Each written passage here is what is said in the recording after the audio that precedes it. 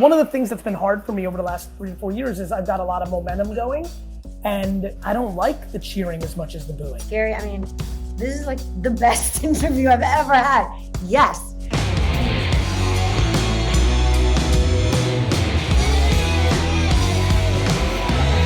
The Garyvee audio experience. Hey everybody, it's Gary Vaynerchuk. Super excited about today's episode on the podcast. We have an absolute force of nature, somebody who's caught the attention of so many out there.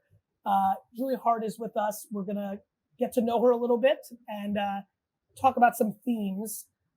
Julia, for all the people who are listening that are not aware of you, why don't you take the floor and give them a little 3-4 minute, 2-minute context point, and then we'll get into some questions. Certainly. So my name is Julia Haart. I have a show on Netflix called My Unorthodox Life that follows me and my family as I navigate the business world and, of course, the interpersonal relationships in my family. I have a bit of a strange backstory. I was brought up in a very fundamentalist, ultra-Orthodox version of Judaism, married off at 19 to a guy I met for a few hours. No education, no connection to the outside world. I left when I was 43 years old, my children. And a few months after I left, I started a shoe brand. A year later, we were being sold in 17 countries. A year after that, I co-branded with La Perla. A year after that, I became creative director of La Perla. And 2 years later, I took over Elite World Group and am now co-owner and CEO and have transformed it into a talent media conglomerate. When I hear that, and from the day you started the shoe company to right now, just so I want to context that one more time, how many years has that been? Started in 2013, became creative director of La Perla in 2016, and in 2019 became co-owner and CEO of Elite World Group. So it's been 8 years. Yeah, I'm so 8. So I think that's the most fun question, just knowing the ambition and the makeup of this audience. What do you equate? What natural DNA? What things did you learn? How does one go from that scenario in an 8-year period to this place where you're at? You obviously know yourself the best, at some level. Like, what stands out to you that maybe isn't obvious, right? I mean, obviously ambition and tenacity, and there's going to be some things in there that. Is there anything that really stands out to you as like how you got so far so fast in such a short period of time, especially given the context point that you came from?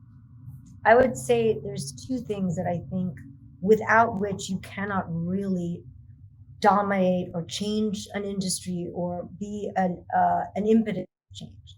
Number 1 is people my age become very proud of what they know, as opposed to very proud of what they're learning or their capacity to learn and grow. And that to me is one of my greatest strengths. I consider myself an eternal student. I am a researcher by nature. I love data.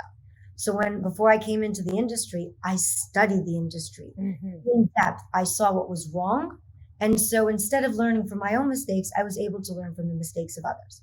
And, I call this company the British fleet, right? As opposed to the Spanish Armada, because we're maneuverable. And as you know very well, our industry is not just hesitant to change. It's almost immune and allergic to change, right? Because there's this very entrenched fashion elite that don't want to relinquish their power. But with the advent of social media, it has vastly democratized fashion, whether you like it or not. Because for the first time, the audience isn't with the magazine or with the creative director or with the photographer. The audience is with the talent. And so what has stood me in great stead is that, number 1, I research, I educate myself. I never think that I have all the answers. And so I ask all the questions. And what I've seen in this— Can I jump in on that? Yeah, certainly. I think I'm so aligned with that. And I really associate with that. But let me ask you a nuanced question that might help somebody tap in who's listening, because that's my obsession on this podcast. Do you think you're curious? Because it's one thing to say I'm data driven, right? Because I want to break down 2 things. 1, curiosity from eternal learner, because I think there's a nuance there. And number 2, there's a nuance of data that's black and white in numbers, and then data that I live in that I'm already sensing that you live in, which is it's gray and you're interpreting the qualitative thing, not necessarily the quantitative thing. Can you break that down? Perfectly stated. So as you say, I think that is part of being an eternal student, is seeing what can be, not what is. It is utilizing the data and knowledge that is available today to predict what will happen tomorrow. So in 2019, for example, when I took over Elite World Group and I said, the talent is the media. Forget about the runway. It's not just about the runway. I don't care if you're a deep sea diver, a mountain climber. If you have an audience that comes to you for aspiration or inspiration, I monetize that. And so thinking that way is exactly as you said, it is utilizing data that is currently available to everyone, but extrapolating, building on it, seeing what can be as opposed to what is. It also, to your point earlier, the industry was run by people who always relied on somebody else for distribution, whether it was a magazine or a runway. Nice. The nature of where we live today is the human has the distribution, and that's about to be compounded in a crazy way with Web3 and decentralized blockchains and NFTs. Social is just a preview to a much more economic, 100%. Yeah, and I love it. And I think it gives me the opportunity to literally create an army of financially independent women, because now the ball's in their court. They've got the power because they bring the audience. So we really brought in-house all the areas of expertise, production, just marketing, content creation. You know, think about what makes an NBC an NBC, right? You have to have writers, producers, directors, filmographers, content creators. Just because you're a baseball player, or a tennis player, or a singer, or a model, doesn't mean you can create your own compelling content. So we brought that all in-house to truly transform our talent's digital presence into networks. And we then found that we have a viewership of 2 billion people. 2 billion people. We have data for 2 billion people. We have their buying habits. We have their psychographics and their demographics because, again, the talent has the audience. And so we can utilize that to target with such specificity that for the first time, an ad spend becomes working dollar because it's trackable and quantifiable and measurable. So on the talent side, we help build them and give them longevity in their careers, because we all know that there is a day when you can't play tennis anymore, when you're not walking the runway, when you're not the polo player or the football player, because age hits us all, whether we like it or not. So this is a way to elongate everyone's career by utilizing the time that they're in the world's eye to build them into a brand and a network, so that people become so accustomed to going to them for advice, for inspiration, for knowledge and health, wellness, beauty, lifestyle, you name it, that even once they're not on the runway anymore, they're still making money. They're still selling product because they're a network. Julie, how much effort is the organization putting towards making sure that people don't fall in love with the platform of the moment?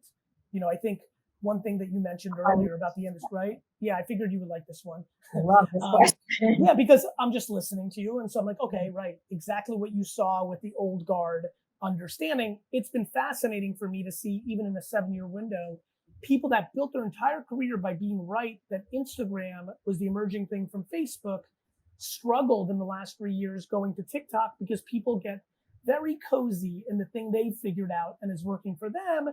And as you can imagine, let's talk about models, to your point that you're talking about. TikTok is a very different platform than just putting up a photo on Instagram. So the mediums change and the skill sets and some of the people that naturally over-index on them have to adjust to those new realities.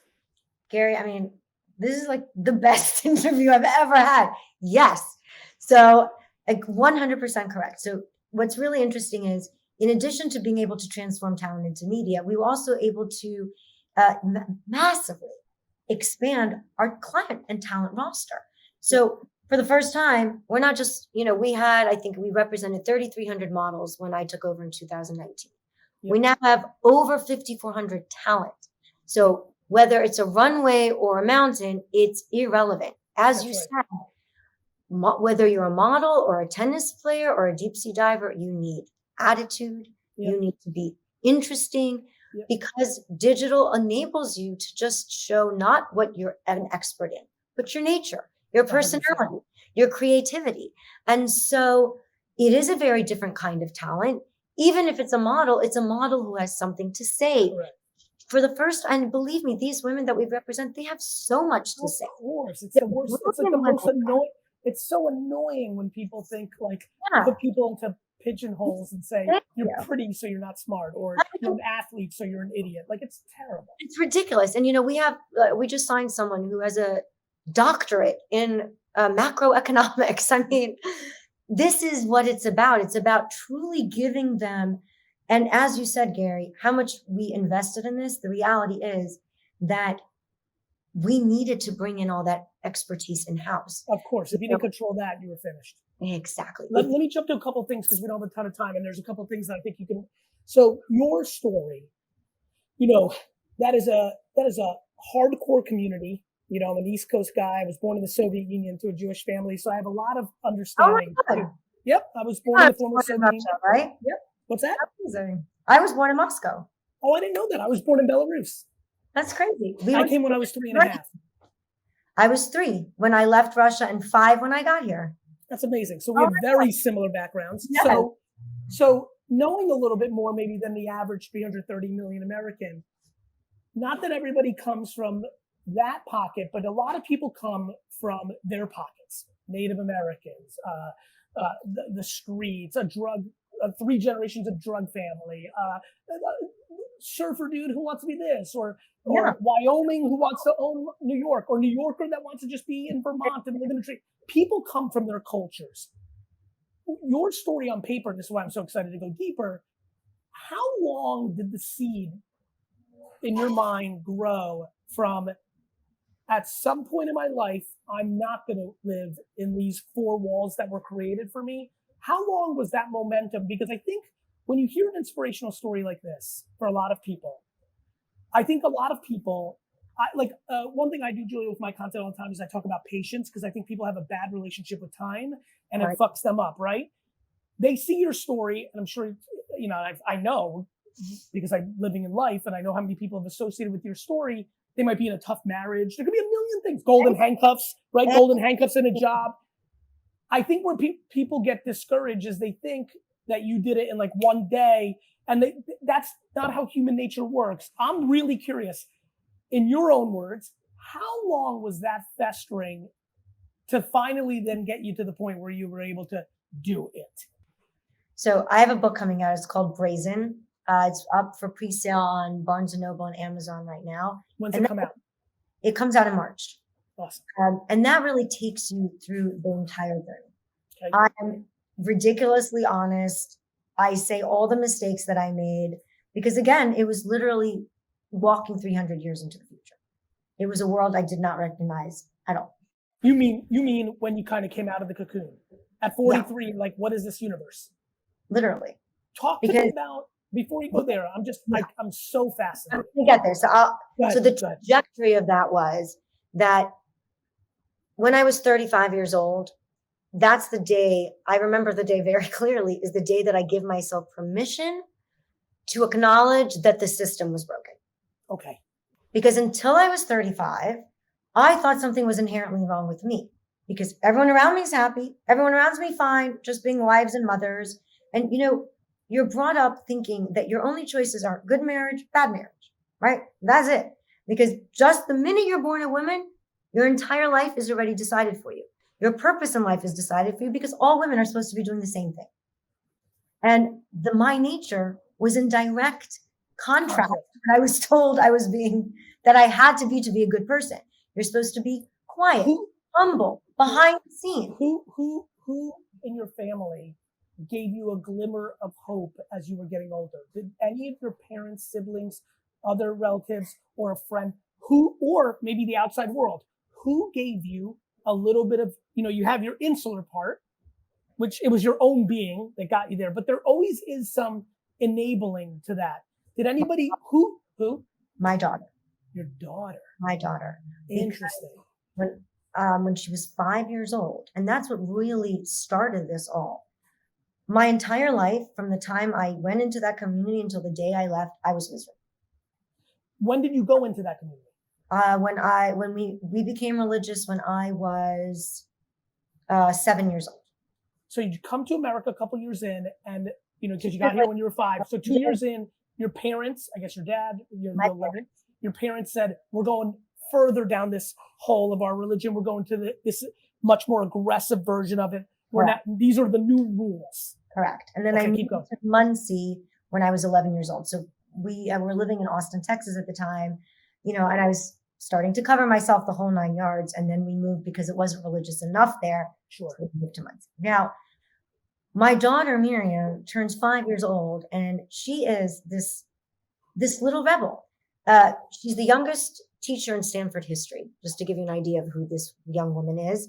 When she was a freshman in Stanford, she was also giving a class on augmented reality. Now, if I hadn't left, she would be married, pregnant with baby number 2 in the kitchen, and she's bisexual and has a girlfriend. Certainly that would not fly in my world either. So when she was 5, she started asking all the questions that I'd been thinking my entire life, except she was 5. So it was the first time where, they had convinced me that I was bad. They couldn't convince me that my 5-year-old was, because I'd never said those things out loud. And she's a massive sports person. She won, that race, Spartan in San Francisco, not just for women, but for women in general, not just her age group. I mean, she's an athlete. And she was told, no, you can't play sports. You can't run. You can't do this. You can't do that. And she would say, why? And my husband would say, so that a man shouldn't have bad thoughts about you. And she would literally look at him and say, but why isn't that his problem? And I was like, yeah, wait a minute. Why isn't it his problem? And so it's really my daughter that started. Because they were your natural feelings that went into a box, and it was your daughter who reopened that box, and here we are. Permission to open that box. I love that story. It took me 8 years till I actually walked out the door. Got it. So, right. So to your point, and by the way, everybody who's listening, when I saw this come through and they're like, Julia wants to be in the podcast, I was like, yes, because of this exact moment. This was it. For me, and all of you who are listening, you know me. I think, we're around the same age. Like, I don't know. I think I have 40 fucking crazy, productive, massive offensive years in front of me. I think people really struggle with that. And so when I hear 8 years from Julia, I'm like, oh, literally, my brain, Julia, just went, oh, not too much, not too bad. Right? Whereas I know 95% of my audience is like 8 days is like, why didn't this happen? Why didn't I get it? Like, there's a complete lack of understanding. So for me, I just know that there's hundreds of thousands of people that are going to listen to this that are not happy, and they know subconsciously or consciously why. And if I could just get them to start during this podcast for an 8-year journey to do it, and then they'll be 27, 39, 52, 61, and then enjoy the rest of their life, well, that's a mitzvah, And so I'm pumped to hear that. And I think a lot of people needed to hear that. And thank you for that. Talk to me about something else that I think a lot of people are going through as they get more internet famous. And obviously the show has been a smash. So you and the family are going through a transition where a lot more people know who you guys are. And obviously it's COVID. So it's not like in the past where you're like always out and about and everybody's out and about. So it's probably been tempered a little bit, but it's there. And what has been the most challenging thing now that a lot more people know you and your family from your perspective? I think what people don't realize about me is I'm really a private person. And of course, but I am more focused and driven than I am concerned about my own personal preferences, right? So to me, what I realized is with the advent of social media, with the fact that the talent, people have the audience. If I want to change the world, I got to be on it. That's it. And so even though it's really uncomfortable for me, I've got to meaning you go out to dinner and now people are rolling up on you and that doesn't come natural. No, not even remotely. And I'm still in the phase. Do you have this? So what absolutely works for me is no matter, and by the way, that's why I was smiling again. And we do have a lot of similarities. I'm so out and about, but I'm inherently private too. And I think it's a little bit to do with our culture too. Forget about even, we were brought up by Soviet parents. Obviously your family made a decision on religion was very different than mine, but I was still very taught, like everything is in the house. Nobody knows anything outside. That was a very Soviet thing, right? But for me, the thing that makes it palpable is I'm so flattered. I still am so flattered and grateful that somebody wants to, that it kind of trumps everything else. How about Yeah. for you? Are you saying your ambition is what makes it palpable? I think it's the response that makes it palpable. We have received, my daughters and me, we've received literally hundreds of thousands of messages from women all over the world. I've had twice where someone comes up to the table that I'm eating at and hands me a handwritten letter. Yeah. And one of those, this woman literally wrote that the day that the show came out, she was planning on committing suicide. And someone was talking about the show and she said, you know what, let me just watch an episode. And she didn't commit suicide. No, I know. And that makes it all worth it. That's what makes it. The point of the show, as you said, it doesn't matter whether it's golden handcuffs or a bad marriage or a bad community or just that you've been put down your whole life. Yeah. You've been told to be polite or wait your turn or ask permission. Somebody asked me about the show and I've caught some episodes. I said, it's a parenting show. That was literally my answer. To your point that you're making now, almost, it is a stunning high percentage of the world that has at least one parent that plays defense. Yeah. And then thus they understand. Yeah, absolutely. Absolutely. And, when I think about why we did this, and honestly, I think this is a great prep for my book because the book goes really in depth into my psyche, what I lived through to get to where I am. Because as you said, who was it that said, oh, I became a billionaire overnight. It only took 30 years. Yeah, it's a cliche thing. I'm not sure who it is, but of course. But that's what it is. And I think it's important for people to recognize that and think and understand that you are going to make 1,000 mistakes. Get comfortable with being uncomfortable. Just forget about what you do well. Wouldn't one, it's funny. I always say adversity is the foundation of success. Absolutely. I lost so much as a kid, from where I came from, that by the time I was ready to go, business was always easy for me because I loved no. I would argue that knowing, even at some point it was conscious, then it became your subconscious, then your daughter brought it back to your conscious. Like you were in such a fucking no environment that by the time business was easy for you. Oh, yeah, it was amazing. I love it. It's all I want to do. Like I came out, I tried the whole club bar thing, and I realized I don't want to do that. I just want to work. I want to show the world what I have inside of me. That's all I care about. And so, I got focused because I didn't know, it looked fabulous on television. And then I found out, hey, in clubs, nobody actually dances. What's the point? They all look at each other. I don't know. I genuinely still don't understand it. So to me, what drives me, what excites me, what keeps me up till 2:00 in the morning and back up at 4 a.m. because I have an insane insomnia, is the fact that we can change things. We can How do you think the kids are handling the extra fame? Oh my God, they're having the time of their lives. I'm sitting there like, they're like, this is amazing. We can get into anywhere we want to go. They're having the time of their life. Mama over here is like, all right. Yeah. Mm-hmm. Talk to me about so a little bit of fun before we get out of here. Social media. What platform comes most natural to you? Which one do you personally just like? Oh, actually, Gary, I'm glad that you asked that because I never answered your platform question. Go ahead. Do your thing. So it's actually very interesting. The beauty of our talent is that they're platform agnostic. Right. People still haven't realized is the talent is the platform. That's right. So whatever attention is the only. That's the only asset. That's the commodity. The commodity is the attention. Correct. And with that commodity, you can also have targeting, ROI on your advertising spend. You can literally change the narrative. And so what we found is wherever our target, let's say, for example, TikTok, right? Yep. When TikTok came out, it became really big through COVID. Yep. What people don't realize is that we did a deal with TikTok. They helped us with our elite model look, and we brought our talent onto TikTok. Yep. And the talent brings the audience. Yep. So we're actually platform agnostic. There could be 900 more platforms. It doesn't matter. My talent is the platform. Of course. And we're going to put the power in their hands so that they can I just want an army of financially independent women. That's the goal. And are all your clients women? A predominant amount is Yeah. we do represent men Makes as well, and we have wonderful agents who represent them as I'm well. sure. It's really funny. One of my fun questions, and obviously you have this smash on one of the platforms. What about your consumption on OTT?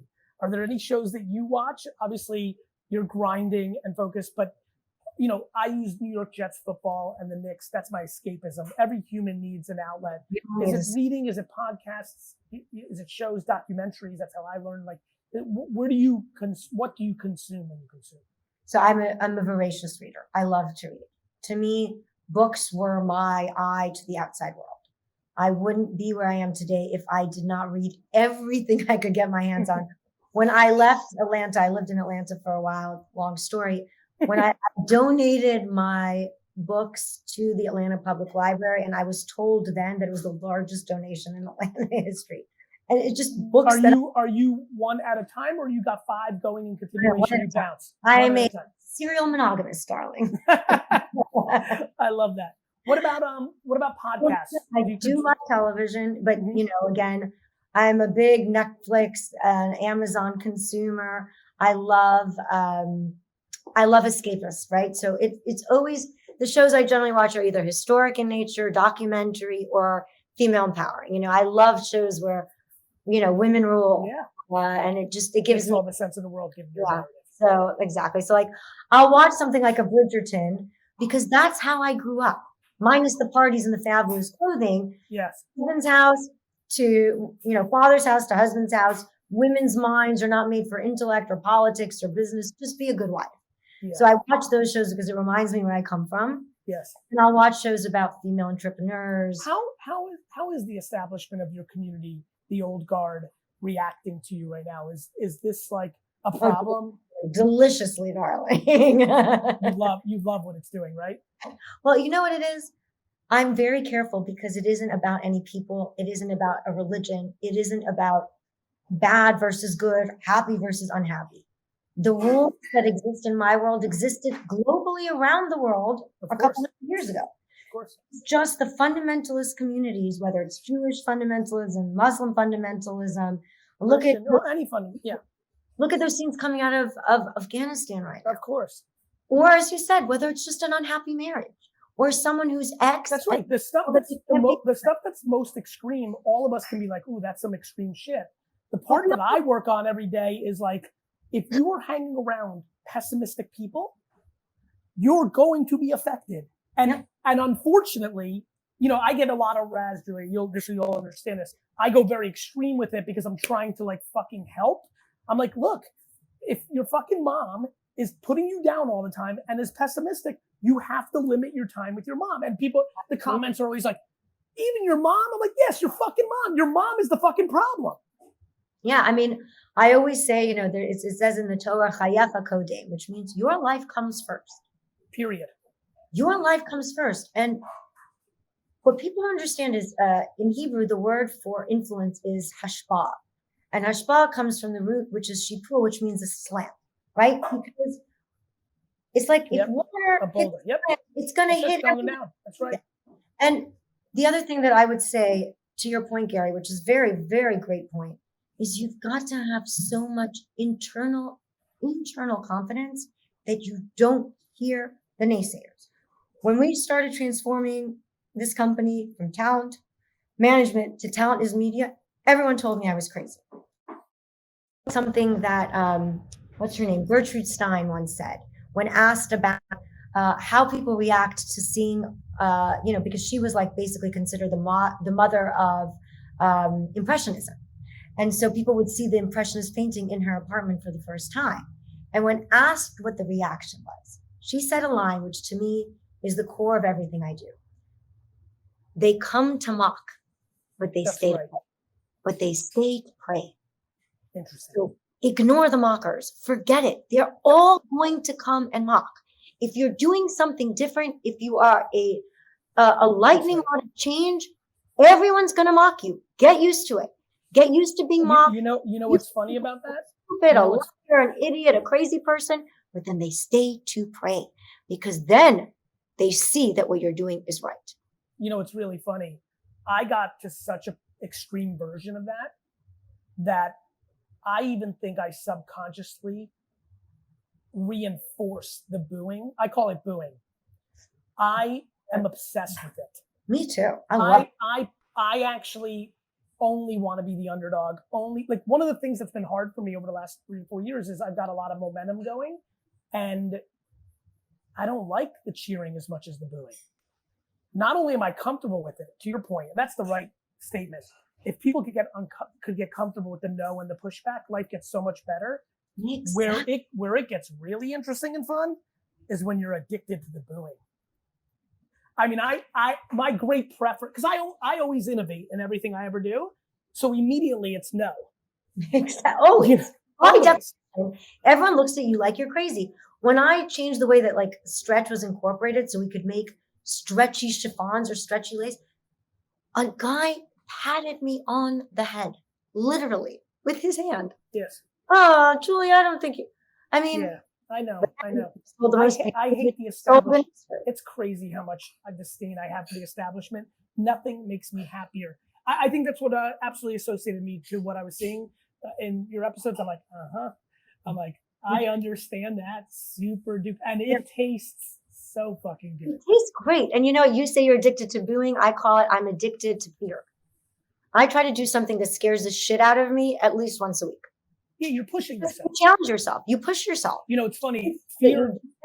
Yeah, fear is one of the biggest things that I try to eliminate. You know, you're pushing yourself. That's a different version of it. To me, a lot of people don't do things because they're scared. Yeah. And people use fear as a weapon, as you know. I mean, that's exactly what. I use my own personal weapon. I totally understand what you're doing. I totally get you know it. What I mean? I love it. More than you can imagine. Telling me I'm crazy, it literally makes me feel good. 100,000%. That's when you just know you're more right than the masses. Hey, they come to mock, but they stay to pray. It's a really cute saying. Anyway, listen, thank you so much for being, give us party shots. Where can people find you? Obviously you have a book coming out, so that's on Amazon in pre-sale. Let's just mention the Netflix show and your socials, anything else. Where can people find you to continue this convo? Any of my socials, Instagram, TikTok, I'm going to be on a lot of more podcasts, so forth and so on, and people have been reaching out to me, and I just hope they continue to do so. And, let's change the world. Congratulations on everything for you. Thank you, Gary. It was great to meet you. And by the way, congratulations on everything you've accomplished. You're a badass, like full on. YouTube watcher, what's up? It's Garyvee. First of all, thank you so much. I hope you're doing super well during these times. I also want to ask you, please subscribe, because my commitment and exploration of YouTube is about to explode. Stories, polls, more content, more engagement, more surprise and delight. This is the time to subscribe. I hope you consider it, and I hope I see you soon.